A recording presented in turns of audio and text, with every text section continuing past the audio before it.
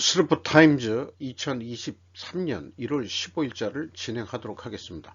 스루프타임즈는 생존 우선순위와 기업 및 국가의 이익을 테마로 하고 있습니다. 생존 가능 여부에 따라 합리적 의사결정이 결정된다, 이렇게 믿고 있습니다.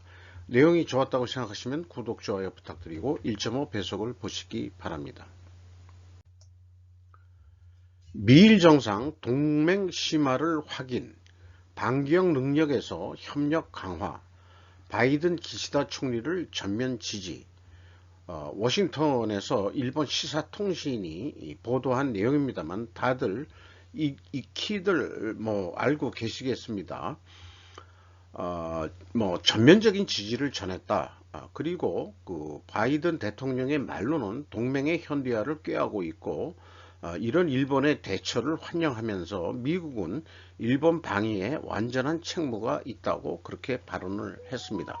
명언했다라고 표현이 되어 있네요. 일본식 한자 의미겠습니다만은.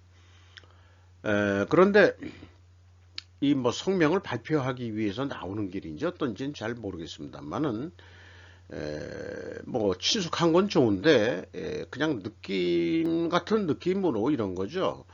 이게 뒷골목 대장이라면은 이 기시다 총리는 꼬붕, 똘마니 같이 보이는 거는 웬일일까요? 자, 둘이서 이제 사진 찍는 그런 건데, 등치가 작아서 그런지, 의자가 커서 그런지, 악수하기 위해서 바짝 다가선 모습입니다. 아니나 다를까, 메드베데프 전 러시아 대통령 일본 총리 스스로 할복해야 한다고 주장. 로이터 1월 14일자 보도 내용입니다. 드미트리 메드베데프 전 러시아 대통령이 기시다 총리한테 미국에 굴종했다고 비난하고 할복해야 되지 않냐. 그 정도면은 히로시마와 나가사키의 핵 투하로 그렇게 피해를 봤으면서도 그런 얘기에 대해서는 이런 방구도 안 하고 미국의 반성을 요구하기보다 기시다 씨는 자신이 미국의 봉사자일 뿐이라는 것을 보여주었다라고 보도를 했습니다. 근데 이 메드베데프라는 사람이 대통령을 했습니다만은 짧게 아마 했을 거예요. 아무래도 푸틴이 실권자로서 바지사장으로 내세웠다가 그 다음에 이제 바로 또 푸틴이 다시 대통령이 됐는데, 아직 이 푸틴한테 충성하는 바지사장 역할을 아직도 충실히 하고 있는 것으로 보입니다. 미 안보 전문가들 한국 자체 핵 보유 현실적 고민일 것이라고 고민은 인정한다, 이런 식으로 국민일보 노혜진 기자의 보도 내용입니다. 자유아시아 방송에 보도 내용을 했는데, 그래도 미국 다트머스 대학 국제안보연구소 책임자 및 교수 다릴 프레스의 교수의 말을 인용해 가지고 한국은 한반도의 비핵화를 원하긴 하지만 북한의 행동 때문에 이런 정책을 채택한 것이라고 설명을 해야 한다고 주장했다. 이런 얘기고요.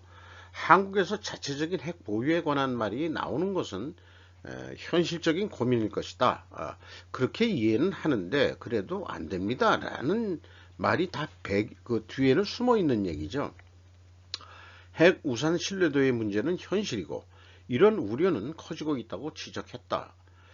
일본 내에서도 과연 유사시에 핵 우산 신뢰도를 믿을 수 있느냐 하는 것은 한국만이 아니고 일본 내에서도 우려가 나오고 있는 중이죠. 그리고 대통령실은 단호하게 대응해야 한다는 원론적인 입장인 것이고, 말은 또 외교적으로 이렇게 얘기하는 거고요. NPT 체제를 또 준수해야 되기 때문에 원칙에는 변함이 없다, 라고 이렇게 완화적인 표현으로 답변을 한 것 같습니다. 요것은 이제 북한 김정은이하고 지난 1일이라고 그러면 언제 얘기하는 건지 1월 1일을 얘기하는 건죠. 핵 탄도미사일, 핵이 들어가기 때문에 이제 탄도미사일에서 핵탄도미사일일 수 있는 건데, 이거를 점검하는 모습을 조선 통신이 보도를 한 내용입니다. 에너지 무기 판매 촉진을 위해 UAE로 떠나는 윤씨, 코리아 헤럴드. 영문판으로 얘기할 때 인공지능 번역은 뭐 이런 식으로 나오는 거 뭐 일반적입니다. 아랍에미리트에 가서 기업들 100여인들을 대동하고서 뭐 비즈니스맨으로서 대통령이 가는 것은 좋은 거라고 생각은 하고요. 그 다음에 중요하게 느끼는 것은 스위스 다보스로 이동해서 다보스 포럼을 세계 경제 포럼이라고 하는데, 이게 이제 또 영향력이 좀 세져 가지고 세계 경제 포럼에서도 ESG를 얘기를 하고 있고, 그런데 윤 대통령이 거기 가서 서플라이 체인 강화, 청정 에너지 전환, 디지털 질서 구축을 위한 국제협력과 연대를 위한 아이디어를 제시하고 이를 위한 한국의 역할과 의지도 밝힐 예정이 되어 있는데, 이 디지털 질서라는 표현이 나왔습니다. 디지털 질서 구축. 이거 매우 광의적이고 광범위한 그런 얘기가 되기 때문에, 여기에는 중국에서 요즘 얘기하는 중국 인민망 감시 체제라든지 또 뭐 스마트 시티의 어떤 감시 시스템이라든지 이런 거하고 다 연결이 되는 거고, 또 디지털이라 그러면은 디지털 화폐 이런 거하고도 광범위하게 연결이 되어 있는 거 가지고 매우 기추가 주목된다 할 수 있을 것 같습니다.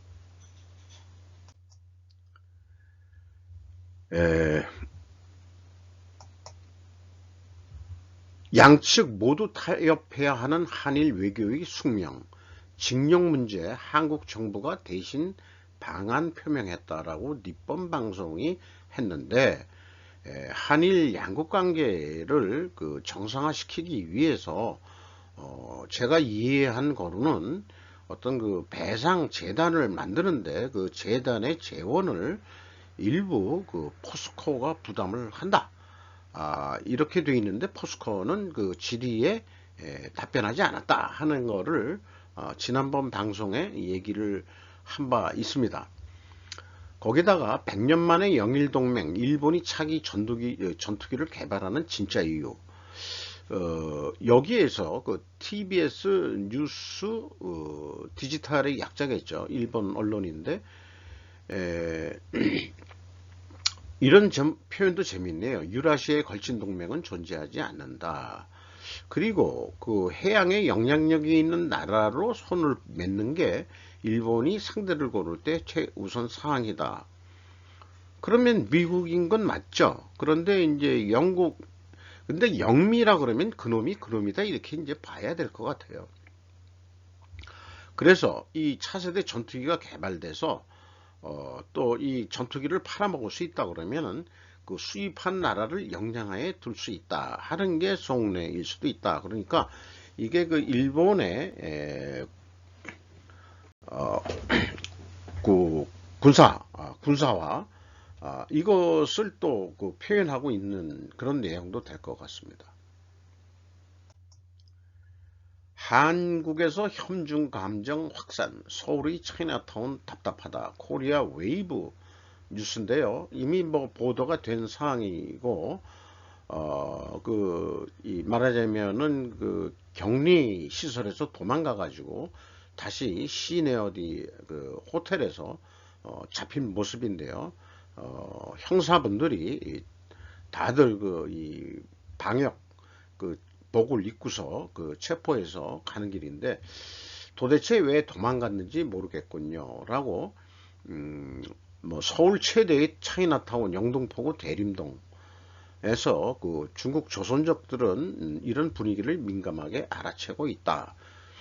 중국에 대해서 이제 그 혐중이라는 게 여기도 표현했지만은 미세먼지 날라오는 거, 그 다음에 비밀 경찰 문제, 뭐 이런 거지만은 옛날부터라도 외교적으로 그 늑대 외교식으로 표현하는 아나무인식 그 중국의 그 외교 이런 걸 봐서라도 자존심 상해가지고 그 혐중해야죠. 지들이 혐한 하면 우리도 혐중해야 되는 거고, 맞짱 뜨자 그러면은 맞짱 뜰 그 각오까지 해야 될 거로 그렇게 생각을 합니다. 늑대들이 어떤 놈을 사냥하는지 알아요? 바로 제일 약한 놈을 잡습니다. 오직 강한 자만이 살아남는 곳이 이곳입니다. 이곳이 늑대가 사는 그런 그 혹한 지역의 영화에서 나오는 얘기입니다만은 이게 지구촌이라는 거하고 별반 다를 게 없지 않느냐 생각합니다. 폭스뉴스에서 북안보 위협에 맞서 한국 핵개발 처음 검토했다는 제목으로 보도를 냈는데 처음 검토한 적은 없죠. 여러 번 검토를 했고 박정희 대통령 시절 때 핵개발을 하려고 그랬죠. 그래서 유명을 달리 하셨고 그 결과로는 전두환 노태우 정권 때도 압력을 받아가지고 결국은 그 비핵화 선언을 함으로써 평화를 그 확보하고 88 올림픽도 그때 개최할 수 있었던 거로 그렇게 이해를 하고 있습니다. 그런데 윤 대통령이 얘기한 대로 북한의 핵 미사일에 대해서 미국도 위험에 노출되어 있는 거 아니냐. 그러니까 미국과 한국이 협력하는 것은 옳다고 생각한다. 그래서 뭐 여러 가지 그 미국이 살림살이가 좀 불편하고 그러시면은 뭐 우리도 직접 핵 개발을 해보겠다. 그렇게 얘기는 할 수 있는 거 아니냐 이게요. 그런데 그 VOA 미국의 소리 모닝뉴스에서는 자체 핵 발언 한국 여론 반영 확고한 확장 억제 필요 이런 그 한국 여론이 나오니까 미국이 확고한 그 확장 억제 필요를 이렇게 보증해주는 뭐 이런 활동을 더 해야 되지 않겠냐. 근데 한미 군사 훈련을 갖다가 한들 글쎄요 뭐 킬체인이다 뭐다 뭐 그 계속 해내는데 그것도 이제 보여주는 거로는 하고 또 준비도 하고 연습은 해야 되겠죠. 그런데 이제 이번에 가서도 그 미일 그 워싱턴 회의에서 나온 것도 한반도 비핵화 의지를 강조했다. 일본 방위 공약은 또 재확인됐다.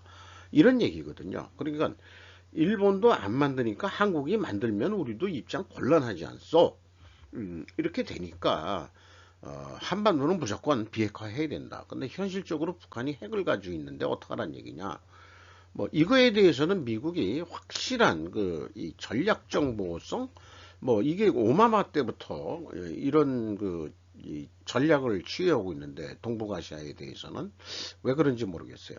근데 어쨌든 미국의 소리는 한국이 핵 개발하면 안 돼요. 그런 얘기로 들립니다.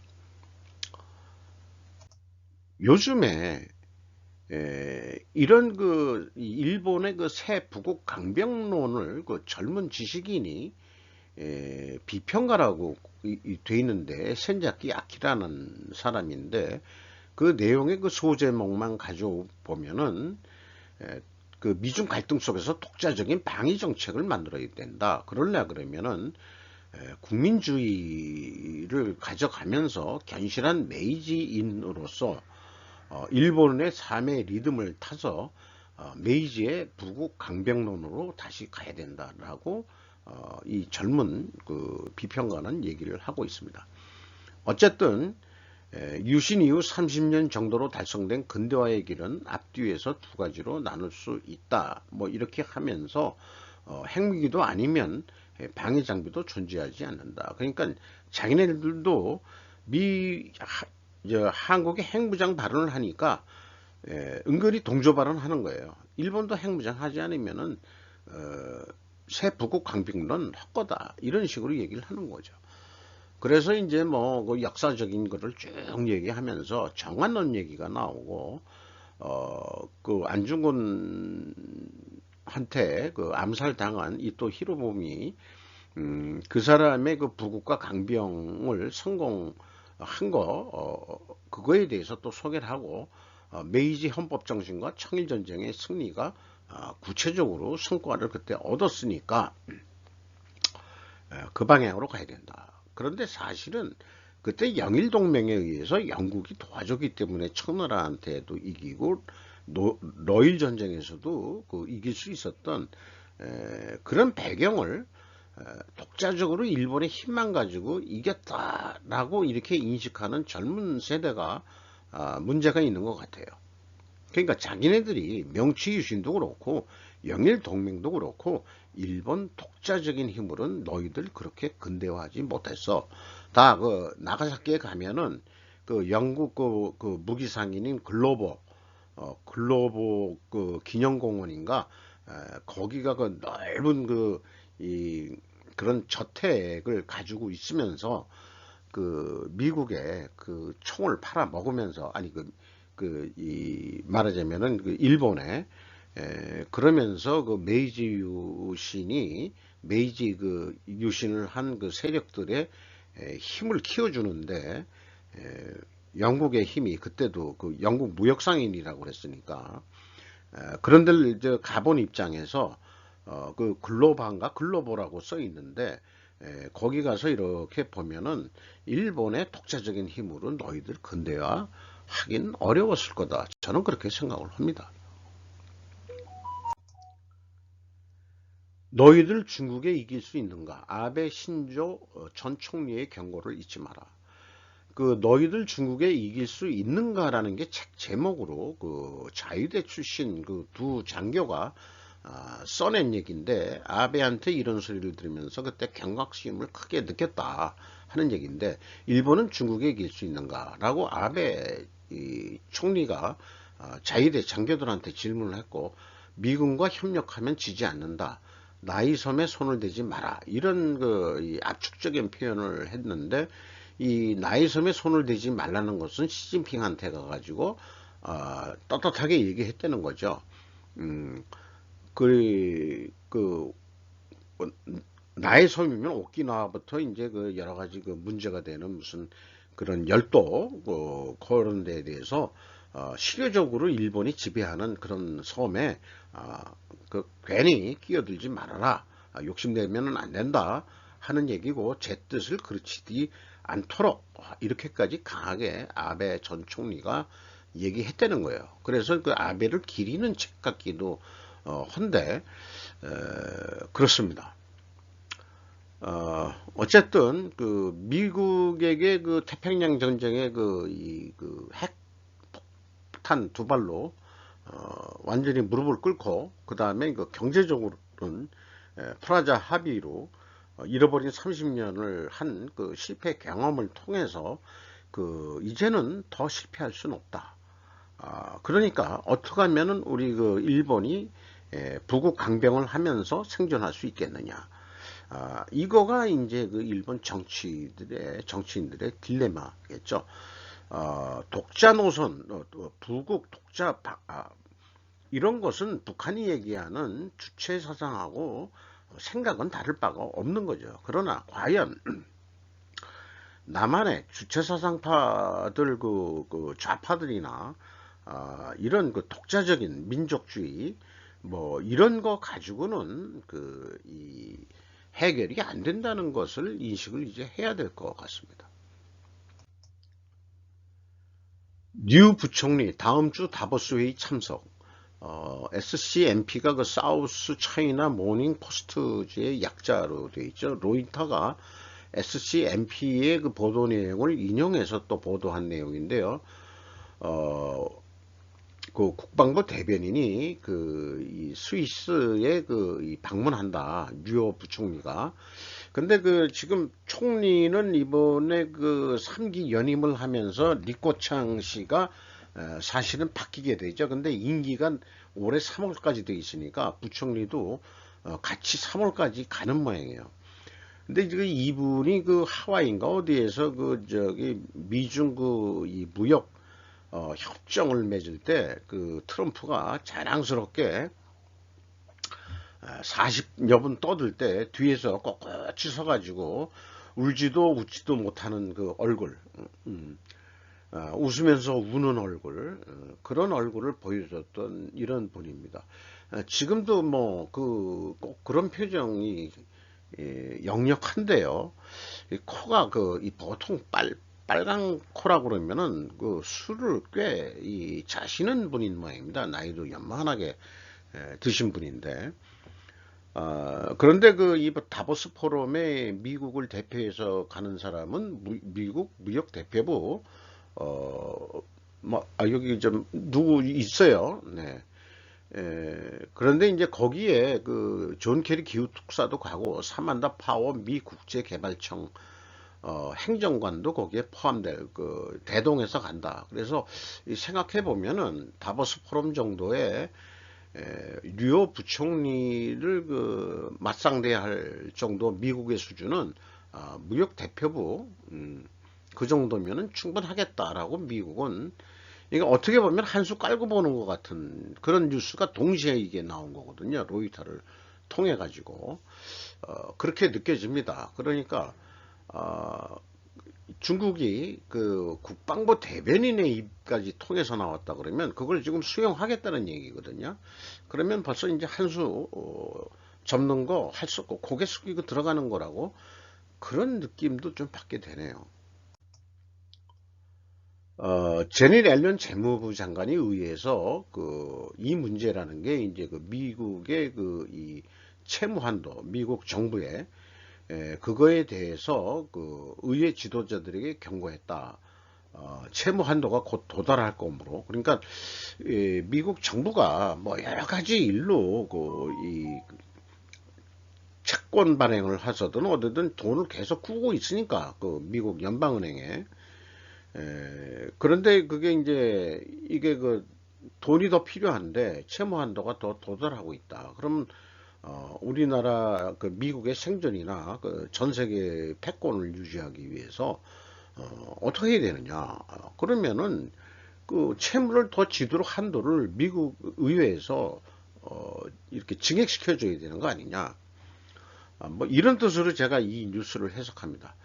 거기다가 쭉 최근에 1월달 들어오면서 여러 가지 전문가들의 의견이나 견해를 보면서 금융자본사관이라는 용어가 김정민 박사라는 분한테서 나왔고 그거에 대해서 제가 이해하기가 조금 논리적으로 좀 너무 긴 화살이 돼서 저 같으면은 이제 이게 스루프 타임즈가 생존 우선순위로 하니까 생존 사관으로 생각을 좀 이런 면도 좀 생각을 해봐야 될 것 같다. 그런 생각을 해봅니다.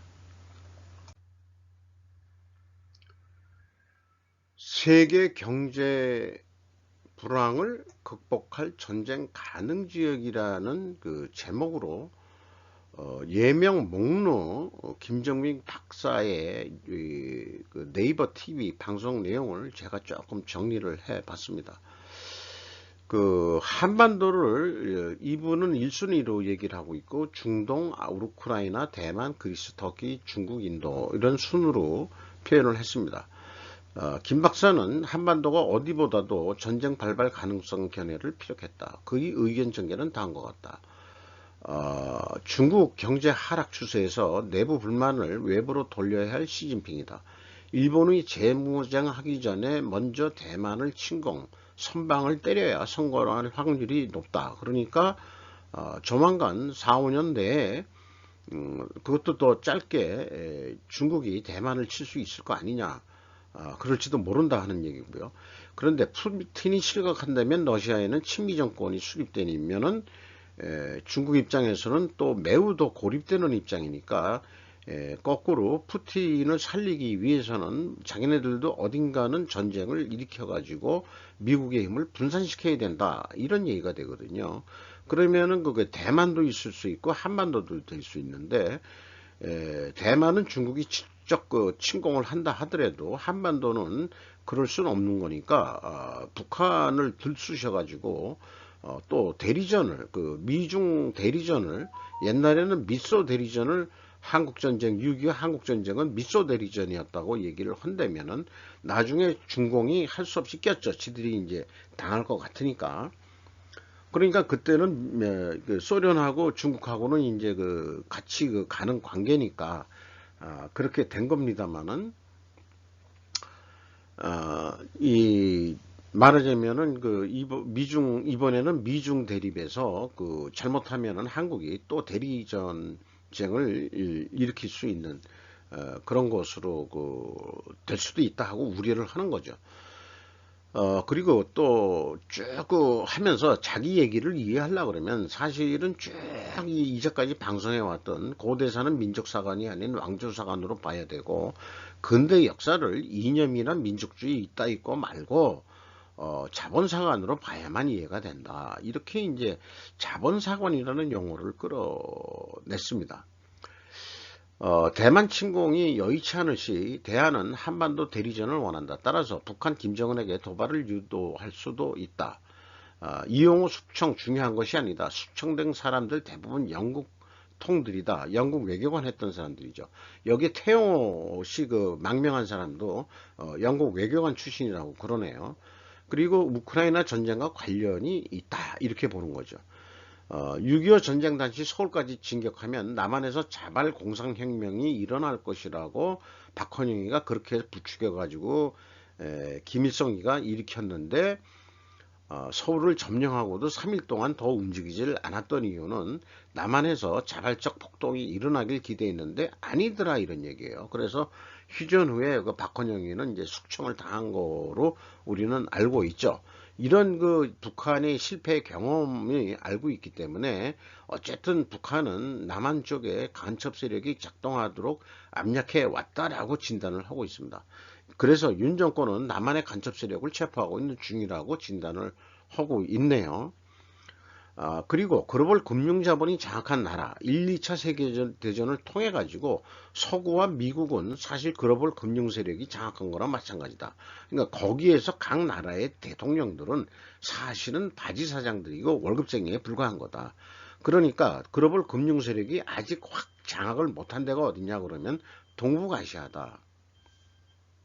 맞는지 안 맞는지 모르겠지만 그러니까 3차 대전을 유발해서 다 같이 개피를 보게 만들고 또 돈이 없으면은 그 글로벌 금융 세력들한테 또 돈을 꿔야 될지 모르니까 이 재건을 해야 되잖아요. 전쟁 폐허된 그 이 나라를 그러면 돈이 없으면은 또 돈 있는 놈들한테 빌려서라도 재건을 해야 국민들이 먹고 사니까 그럴 때 이제 자연스럽게 돈을 꿔주면서 장악을 한다 하는 게 글로벌 금융 세력의 음모다. 그래서 음모론이 그런 거다. 뭐 이런 식으로 이제 풀어가는 것 같습니다.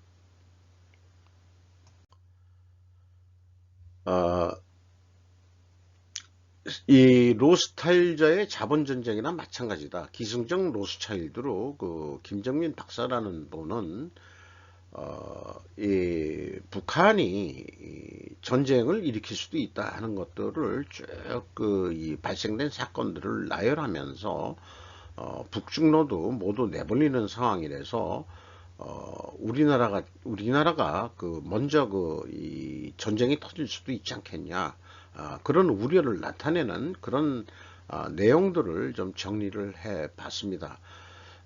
그리고 이제 그 우리나라가 그 간첩들 지금 체포하는 거, 그 다음에 이제 그 이 공작원들 그 진보 인사 이런 사람들을 그 체포하고 또 그 다음에 이제 그 김성대 전 쌈방울 회장이 자진 귀국하는 식으로 해가지고 그때 이제 이재명이 1월 10일 날 이재명이 검찰 출석했는데 이제 깨갱해야 될 상황까지 이제 그 상황들을 좀 이렇게 그 현 정부가 몰아가는 것 같아요.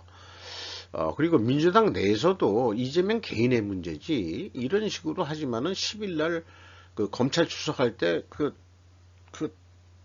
진짜 그거 보면은 아까 얘기했듯이 골목대장이 나가는데 그 똘마니 애 새끼들이 뭐 40여 명 해가지고 쫙 새 과시를 한다고. 그게 다 친명계인지는 모르겠습니다만은 그런 사진을 보면서 느끼는 게 그 이재명이가 그 골목대장이 어떻게 잘 됐는데 그 똘마니 애들을 데리고 검찰 출두하는데 그렇게까지 정치적으로 그렇게 또 충성해야 애새끼들이 먹고 사는 건지, 정치하는 국회의원 놈들이, 민주당 애들이요.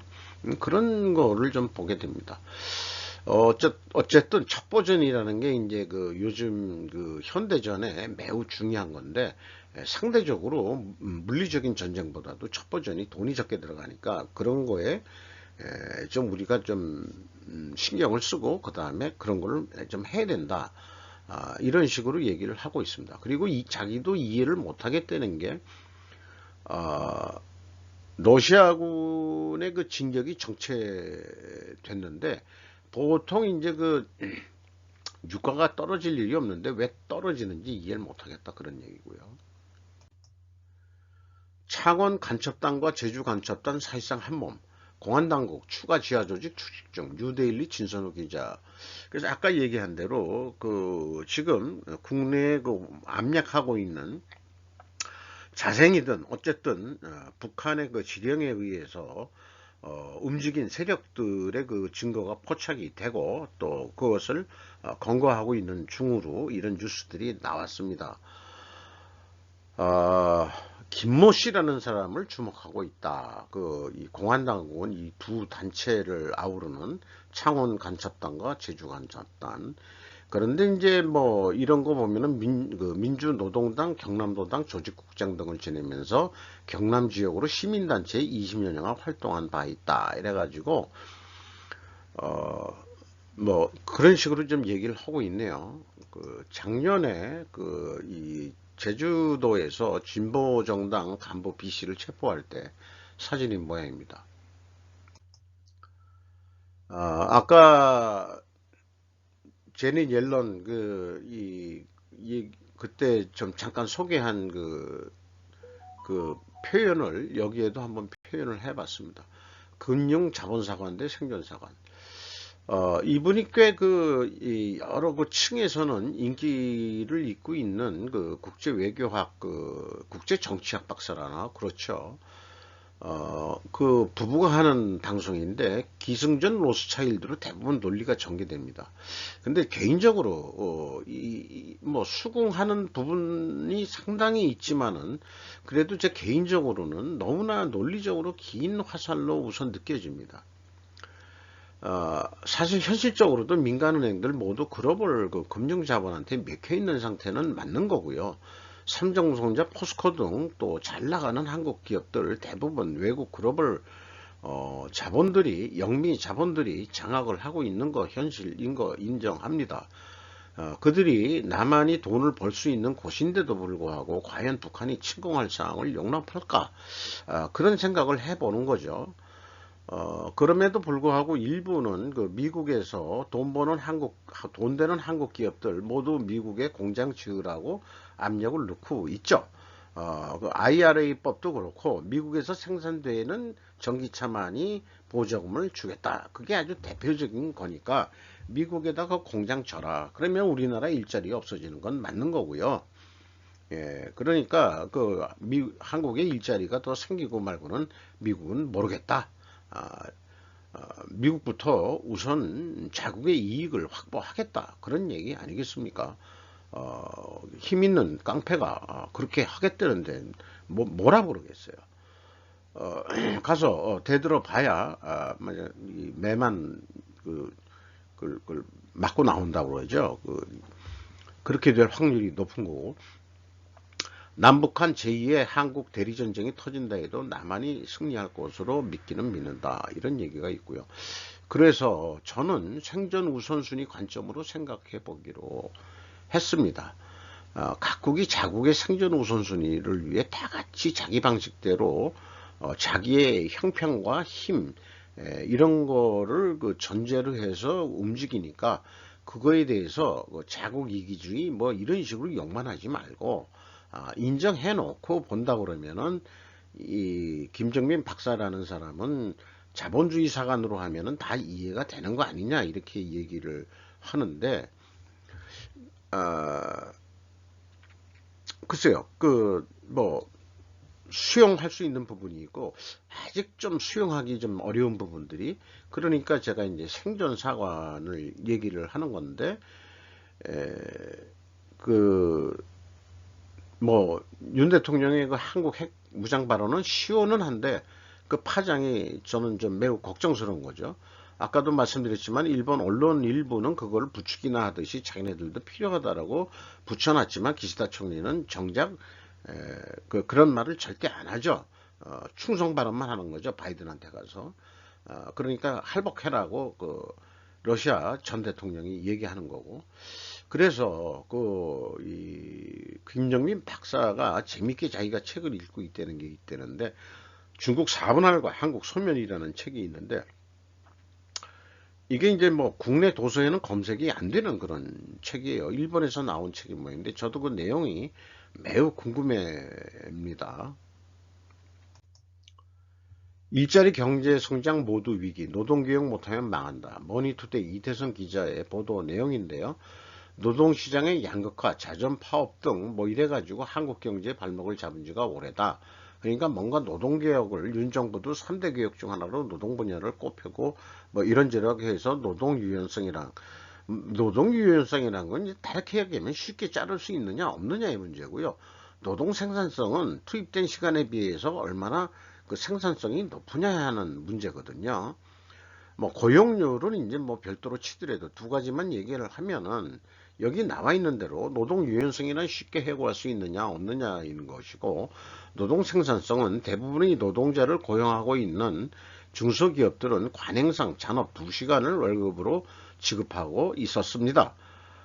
주 50시간 근무제를 지킨다 하더라도 이번에 융통성을 좀 주겠다는 거 아니에요. 그 윤 정부는. 그런데 이런 식으로 하게 되면은 결국은 핵심적인 문제는 그렇습니다. 노동개혁 이런 말을, 개혁이라는 말을 쓰기 이전에 노동 생산성을 올리려고 그러면은 어느 정도 한 달 월급을 받아가서 집에 돈을 가지고 들어가야 이 토끼 같은 마누라하고 여우 같은 마누라하고 토끼 같은 새끼들한테 아버지로서의 그 위상을 하고 애헴할 수 있는 건데, 8시간만에 일을 해가지고는 받는 월급이 너무 적다. 중소기업에서. 그러면은 맨날 아버지는 돈도 못 벌고 어쩌고 이런 소리를 듣게 되니까는 정책적으로 우리 중소기업 하는 사람들이 2시간 잔업을 해서 150%거든요. 2시간. 2시간을 150%로 일당에서 150% 시급에서 150% 곱해가지고 월급으로 나중에 쳐서 주는 거니까, 제 얘기는 그겁니다. 노동개혁하기 이전에 월급제, 한 달에 한 번 월급 주지만 지금 그렇게 선진국이라는 미국은 아직도 주급이에요. 그러니까 주급이니까 일주일 시켜놓고 마음에 안 들면 you're fire 이렇게 하는 거란 말이에요. 너 나가. 이렇게 되는 거란 말이에요.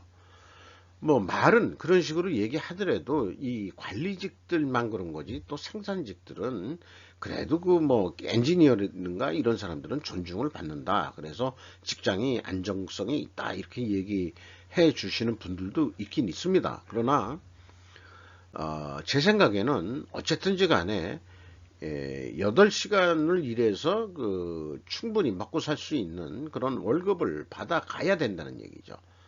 지금 우리나라가 월급이 이 연봉이 충분히 올랐다고 인정을 한다 그러면은 줄여야 될 거는 근무 시간이 주 52시간 근무제 이런 게 아니고, 잔업을 안 해도 똑같은 산출을 할 수 있는 똑같은 아웃풋을 낼 수 있어야 그 다음에 그게 생산성 올라가는 거죠. 그래야 기술 발전도 있고 노동 생산성도 올라가고 그런 거기 때문에, 그런 측면에서 생산 관리라든지 그 다음에 그러니까 사람들이 월급을 받기 위해서 낮에는 쉬엄쉬엄 일하다가 거기다 저녁까지 회사에서 먹어요. 그 저녁 먹는 시간은 이제 잔업 시간에 들어가는지 안 들어가는지 잘 모르겠습니다만은 보통 안 그럴 거예요. 그러면은 그 저녁까지 먹고서 그 다음에 이제 바짝 일하고 퇴근한다 이거예요. 그러니까 10시간에서 나오는 노동 생산성이니까 그러니까는 외국에서 한국의 노동 생산성이 낮다 이렇게 얘기하는 거다 이 말이죠. 8시간만 일하고 일찍 퇴근하게 하면서도 똑같은 산출물을 낼 수 있다 그러면은 노동 생산성 올라갈 수 있는 거죠. 저는 그렇게 생각을 합니다. 조 바이든의 기밀문서 문제가 더 커졌어요. 더 위크 지에서 그 보도한 내용인데요. 트럼프 대통령의 말하라고 그 FBI가 그 구속 영장 아니 그 수색 영장까지 해가지고 털어갔는데 그 후에 뭐 내용이 어떻게 되는 건지 미국에서도 잘 모르겠습니다만은 오히려 또 그 바이든 대통령한테서도 이런 그 비밀 문서가 그 자택에서 나왔다 하는 얘기인데 그게 이제 도널드 그 트럼프 전 대통령의 그 비밀 문서는 이라크 핵물질과 중국에 초점을 맞춘 정보 이런 것으로 되어 있는데 이제 비밀이 다 해제된 거다 트럼프는 얘기한다고 그러고 그리고 공화당 쪽에서는 그 바이든 대통령을 또 비판하면서 그런 말하라고의 그 트럼프 대통령의 그 자택을 그 수색해 가지고 그 한 것은 비양심적인 정치적 무기화 행위라고 트럼프를 옹호한 바 있다. 그런데 트럼프 대통령 아니 그 바이든 대통령 자신은 자기 자신이 자기도 몰래 있더라 이렇게 자기가 먼저 공개를 했다는 거예요. 거기에 이제 검사 역할을 하는 사람이 한국계 뭐 그런 사람이 그 임명이 됐다며요. 그래서 뭐 공정하게 하겠다는 뉴스가 또 있었다고 하네요. 메일에 쌓인 신비의 모임 빌더버그 회의 3년 만에 워싱턴에서 열린다.